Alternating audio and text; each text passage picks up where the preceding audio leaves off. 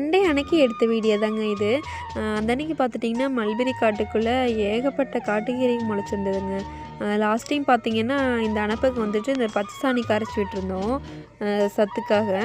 அதில் பார்த்துட்டிங்கன்னா நிறையா கீரை வந்துருந்தது. சீரியஸாக சொல்லணும் அப்படின்னா இந்த மாதிரி கீரை பறித்து நம்ம கடைஞ்சி சாப்பிட்றதே அது வேறு லெவல் டேஸ்ட் தான் நான் சொல்லுவேன்.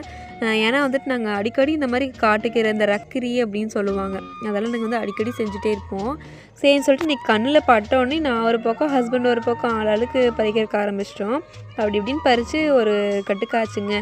சரின்னு பறிச்சுட்டு அப்புறம் காலையிலே பார்த்துட்டிங்கன்னா டிஃபன்லாம் முடிச்சுட்டு இளநீ குடிக்கலான்னு சொல்லிட்டு அதை வெட்டி கொடுத்துட்டு இருந்தாங்க.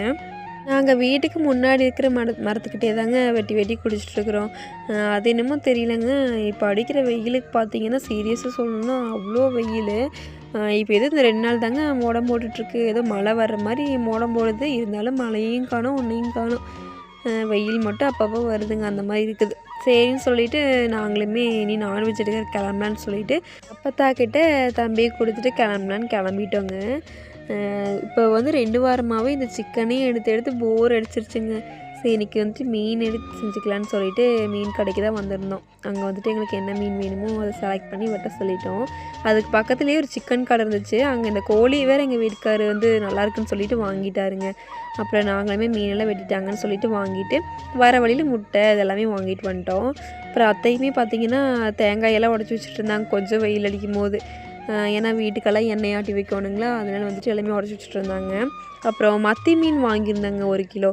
அது வந்துட்டு அங்கே ஆள் இல்லைன்னு சொல்லிவிட்டு நீங்களே தான் க்ளீன் பண்ணிக்கணும்னு சொல்லிட்டாங்க. இருந்தாலும் என்ன பண்ணுறதுன்னு சொல்லிவிட்டு நாங்கள் வாங்கிட்டு வந்துட்டோம்.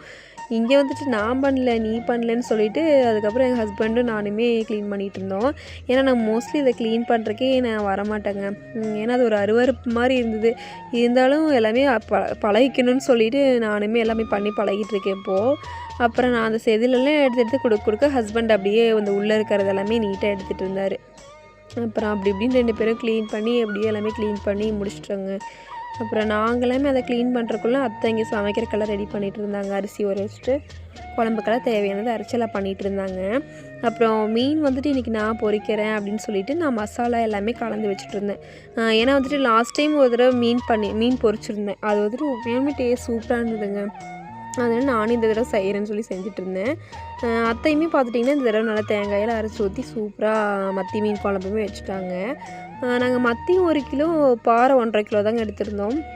ஏன்னா இதை பொரிச்சிக்கலான்னு சொல்லிட்டு எடுத்திருந்தோம். சரின்னு சொல்லிட்டு நாங்களும் அரிசி மாவெல்லாம் தூவிட்டு அப்படியே மேலாப்பில் பொரிக்கிறதுக்கு ஸ்டார்ட் பண்ணிட்டோம். எப்போவுமே பார்த்துட்டிங்கன்னா இந்த பொரிக்கிற டிபார்ட்மெண்ட் வந்து எங்கள் ஹஸ்பண்டுக்கிட்ட தான் நான் கொடுத்துருவேன்.